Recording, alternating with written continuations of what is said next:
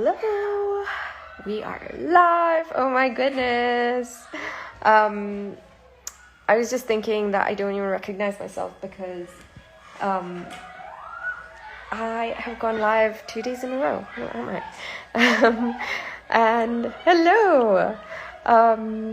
Welcome. Oh my gosh. We're just gonna wait for a couple more people to hop on. I am a couple of minutes late. I was just kind of getting myself organized and sorting through some full moon chaos. How are you doing? How is everyone? Oh my gosh, we are talking about anxiety today, and this has to be one of my recent favorite topics to talk about, especially since I kind of figured a way out of moving myself through it. Hello. So yeah, let's get into it.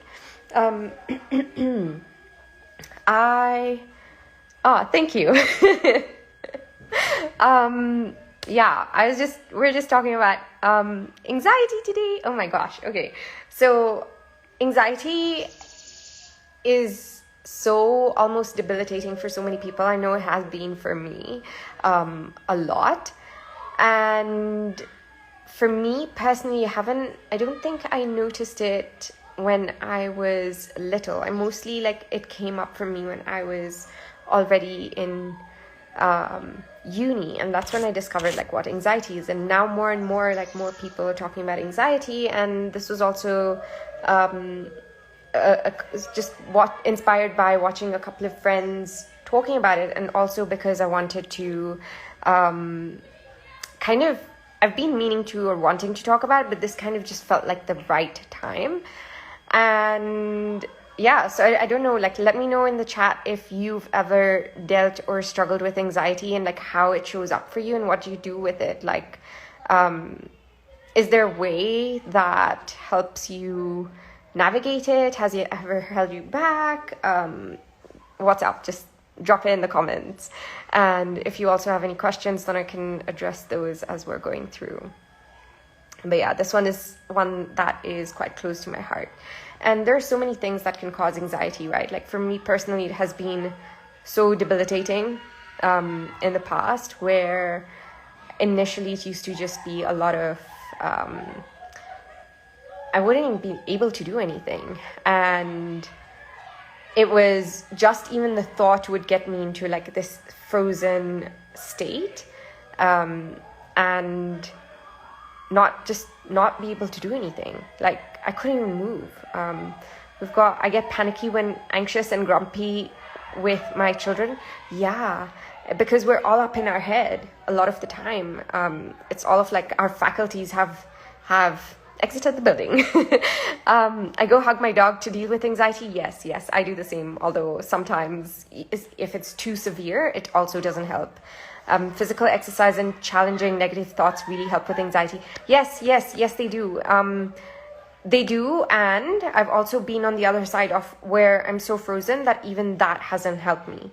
But the reason physical exercise helps is because we're getting out of our head and into our body, which is what we are going to be talking about today. And challenging negative thoughts, yes, which is also what I'm going to be talking about. So there are so many different things that have helped me over time, but one of the things that I came across this is again not too long ago that I just happened to stumble across is just kind of this definition of what anxiety is, and not a strict definition oh, this is what the dictionary says, but kind of in a sense of this is what it means and this is how it shows up. And ever since I started implementing that, it's almost it's just disappeared or dissipated and just kind of eased off, and it allows me to deal with it a lot better, because one of the primary examples is showing up on these lives, right?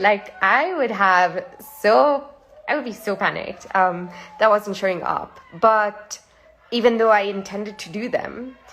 But ever since I did this, I could have so easily been super anxious about this today, but I'm not, because it's just not there anymore. And this is something that's completely rewired it for me. So one of the things was like, what anxiety is, yeah, it's all those physical sensations, but in reality, what it truly is like this fear of future. It's the fear of the future. So, yeah, you certainly can't tell now. Yeah.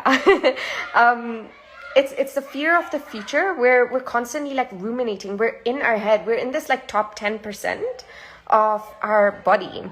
And we're kind of like this churning and going round and round. And what I tend to imagine normally is like this, like lake, if you did any geography, is, you know, when it makes the horseshoe, the river makes the horseshoe around like land.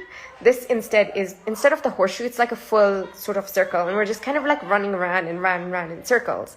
And that doesn't help, because you're just going to end up doing the same thing, right? And we're so much just in our brain that nothing else functions. And going a little bit more scientifically in depth, yeah, it's like a whirlpool. And going a bit more in the science, it's just like all the faculties, like literally everything just leaves our body. Yeah, it is the Oxbow Lake. Yes. Oh my gosh, I couldn't remember the name. But anyways, I get distracted. But yeah, like everything leaves the body. The blood leaves like the body, and it rushes to the head, and everything else is just, it just doesn't function. And that's what causes the freeze response. That's what causes the sort of that fawning, right? Like, oh my gosh, I can't move. Oh my gosh, like I'm overwhelmed. I can't function. I can't do these things. I can't think. Right? Because your thinking capacity is not there anymore. It's like, because it's become fight or flight response. Like, hey, oh my gosh, there's a threat. Like, we're going to have to deal with this. When in reality, the thing is, we are making up the threat. Okay? Like, oh my gosh, are people going to show up in the live? Oh my gosh, what are people going to say? Oh my gosh, what are people going to think? Right? Like, whatever you end up doing, whatever is causing the anxiety, it's kind of like this future-based, oh my gosh, what's going to happen? Like, a bear is going to jump out at me, you know, like that's a kind of realistic thing that's going to happen, which is fair enough. You know, that's what puts the blood into our legs to run. But at the same time, it's kind of, those are not the fears we're dealing with in this day and age. So we don't need it. It's not useful to us anymore. And it's kind of like we're future tripping. I know I've done that so much. I don't know if anyone else has been doing that. We're like future tripping, like, oh my gosh, you know, building all of these sandcastles up in the air, and just, that's all they are. They're sandcastles in the air, you know, whereas we need to be in the present. We're not in the present moment. We're outside of the present moment. And sometimes, I'll give a recent example. There was something that was, I can't remember exactly. It was a couple of days ago, and I could just feel when I woke up, this anxiety kind of just taking a hold of me, you know, the tight chest, the running mind, all of this. And I reminded myself, like, hey, what are you afraid of right now? Like, what are you fearing in the future that is going to happen? What is that? And as soon as I realized that, as soon as I posed that question, even just the question, it already automatically just calmed me down, right down. I was like, oh, there's nothing to be afraid of. Just realizing that you're already, like, you're future tripping and bringing yourself back into the present moment is also going to be something that's just, oh, yeah, there's nothing to be scared of right now. Like, in this moment, in this very moment, in the here and the now, what is the threat? Nothing. Some of us might think, oh my gosh, yeah, but this thing is going to happen, or that thing is going to, but it is going to happen. It hasn't happened yet. What is happening in the present moment, right here, right now, and this very moment? Nothing. Everything is just as it's supposed to be. You are here. You're here right now. You are safe. So I don't know. I hope that's making sense. For everyone. So that's kind of what it is. Simplistically, really. I could end this here right now. It's as simple as that. if you're ever dealing with that in the future, it's just kind of like take a breath and bring it back to, hey, what is it right here, right now? And what am I afraid of? Because that fear is in the future. And if we're going by the popular adage or saying that the future never comes, the future truly doesn't come. There is no tomorrow. There's only here and right now. There's no yesterday. It's only because even yesterday was right here, right now. Tomorrow is going to be right here, right now.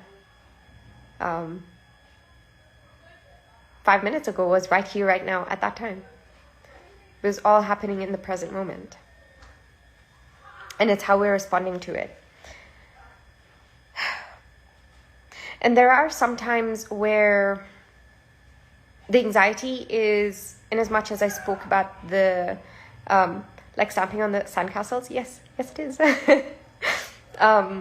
It's good to have the sandcastles, but, you know, sometimes it's just too much over there. Squash the anxiety, absolutely.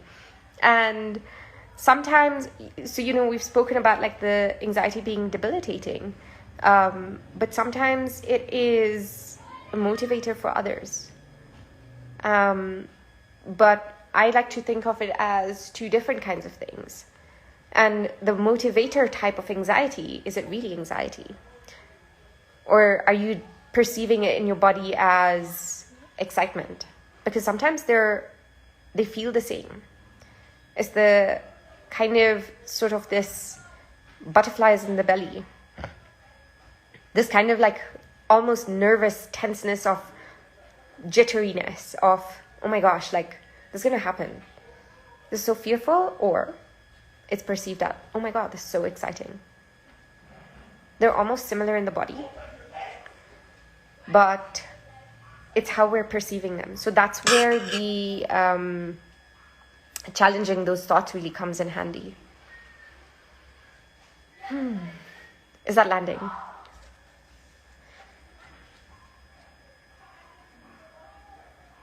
And a lot of the times, even with this, it is stuck emotions in the body at the end of the day. Because when our emotions aren't processed, our body has to get them out some way. Those emotions get stuck in the body. So,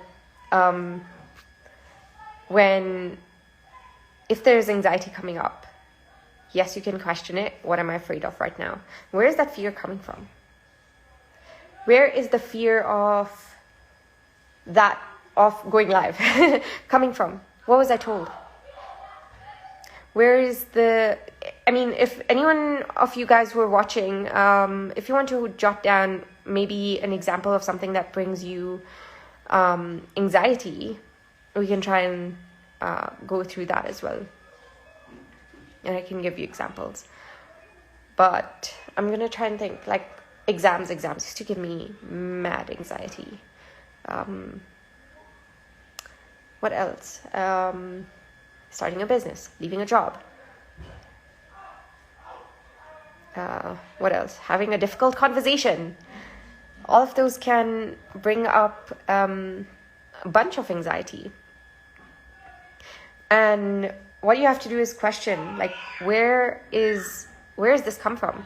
What am I afraid of is the first question, which a lot of the times is just going to bring us right down. But again, you want to go in a little bit deeper sometimes just to completely weed it out from the root. And you can go into, what is this trying to teach me? What is it telling me? What is unexpressed within me? What was I told? If my kids are delaying us leaving on time, yeah, I can imagine how that would be anxiety inducing. But where is it that it is saying that you're not on time? Like, isn't everything in perfect timing? I completely get it on the realistic end of the scale of, hey, oh my gosh, like we have a train at this time, we cannot be late. However, there have been so many instances of, if you're just calm enough and you maintain that frequency of like the wusa, you know, like the kind of like I'm calm, like I'm not going to get triggered, I'm not going to get agitated, I'm not going to get excitable. that is going to translate into the kids as well. And it can be something around, it's okay, like, where did I get it from? Where did I get the thing for, I'm trying to find the right words, around, like, it has to be this way, like, it has to be on it, like, is 5 minutes okay? Does that make sense?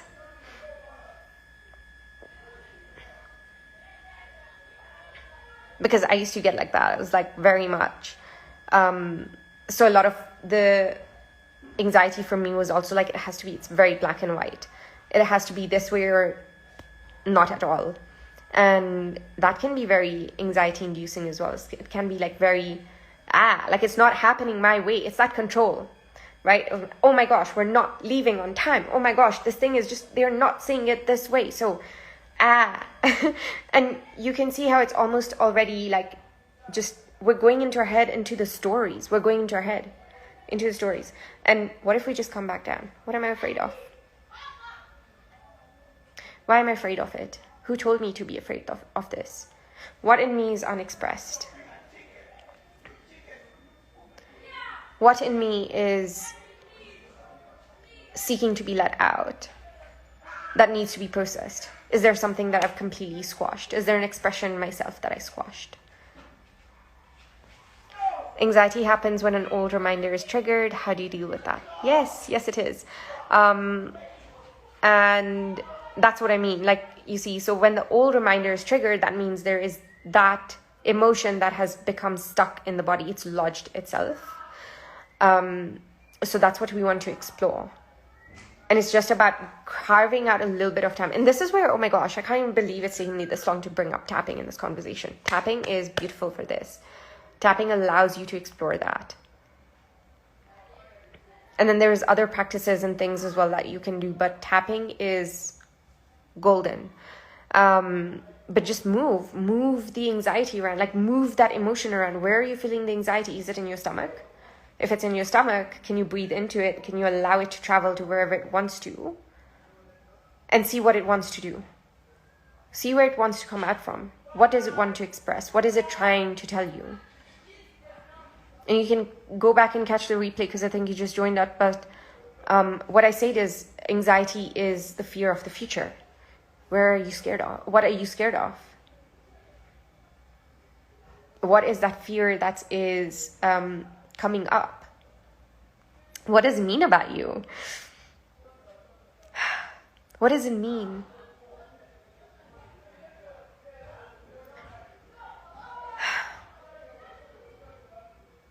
Because a lot of these things are just messages. They're just messages to us. They're messengers. They're trying to communicate with us to ask to be let out. And if I'm thinking back to a lot of my old sort of anxiety, when I used to have it, it was really bad. I used to be afraid of my, what do you call them? The panic attacks and the anxiety attacks, because I used to get them quite frequently when they did start for a while, until I managed to manage them. I figured out how to manage them. And then I got into this work around dealing with my emotions, around figuring out my emotions, around dealing with my triggers, around healing my triggers, and authentically, like fully, healthily expressing my emotions and myself. That's when a lot of it has moved. Because I started moving the emotions, the stuckness out of my body. I started embodying all of that. I started doing the embodiment work. And literally diving deeper into those emotions. What is it trying to tell me? What do you want? Where are you not feeling heard? What am I afraid of? What's the story around that?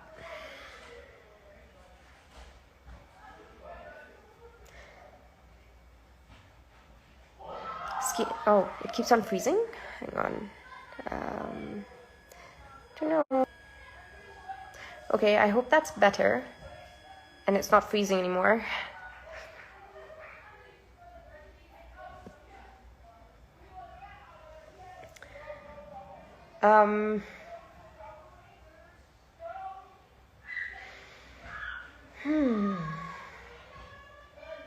Where does it feel like you're out of alignment? That's also another thing that comes up. And these are a lot of different things to explore, but a lot of the times it's just questioning just following. It's almost like going down the rabbit hole of following the trail, of asking the questions. Get curious with it. Follow the trail. Where does it lead you? Is it asking you to move? Go bang something out. Go dance. Or tap it out. And just go and do a little tapping session with yourself. Oh my gosh, I'm feeling this way. What do I do? This is what this person said and it triggered me and making me feel so anxious, and oh my gosh. It feels like my throat is tight. My chest feels like I can't breathe. See what messages come out from that. Like when I'm doing my tapping sessions, it is golden. There are so many messages coming out. Sometimes I just wonder, like, oh my gosh, I should have recorded this because it's so good. And I have to go back and like really quickly write it down if I remember what came through, because a lot of those are the messages coming through. All right, so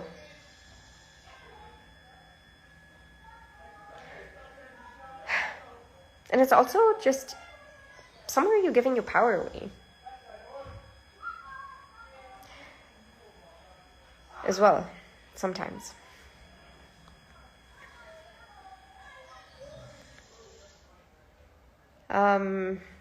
Yeah, I think that's everything that I have for this. So in a very quick summary, it is the fear of the future. The best way to sort of nip this in the bud when you start feeling it is ask yourself, just first notice it. Obviously, awareness is the key. And just come to, what am I afraid of? What am I afraid will happen? And then you can squash those things, tap on those things. Bring yourself into the present moment. Take yourself out of your mind, because a lot of it is in the mind. Anxiety, fear, all of it stays in the mind. And what we really want to do is come back into the body. So go for a run.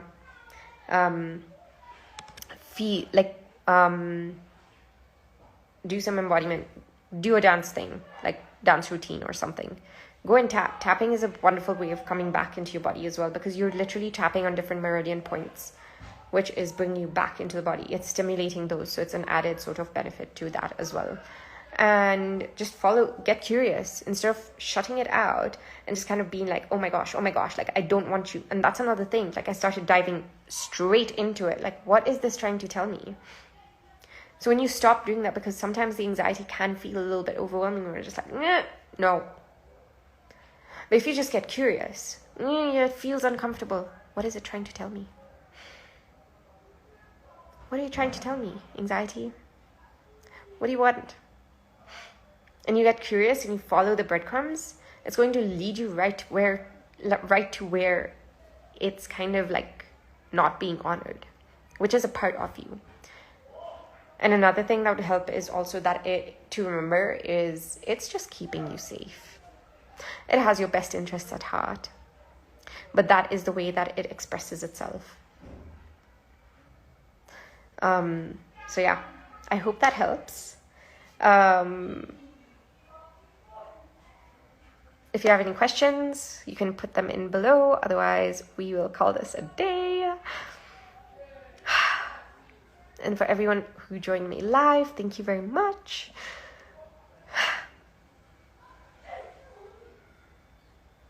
And I'll probably be putting this out onto the podcast as well. So if you ever want to come back to it or share this with anyone, then you can absolutely be doing that.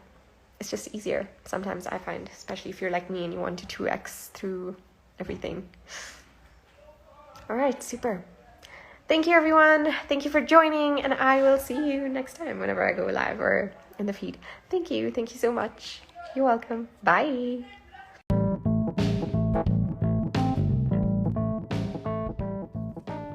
Thank you for tuning in to another episode of the Optimistic Agenda podcast. If you loved what you heard, make sure to hit that subscribe button so you never miss an episode. I would love for us to stay connected, and I'm always excited to hear your thoughts. Find me on Instagram at The Optimistic Agenda, where I also share more inspiration and behind the scenes moments. If today's conversation resonated with you, please do me a favor. Share it with your friends. Your support helps us spread the message and the good juju to more listeners. And if you could take a moment to leave a quick 5-star review, that would mean the world to me. It's like a virtual high five. Remember, you are so much more powerful than you were made to believe. And I will see you in the next episode. Bye.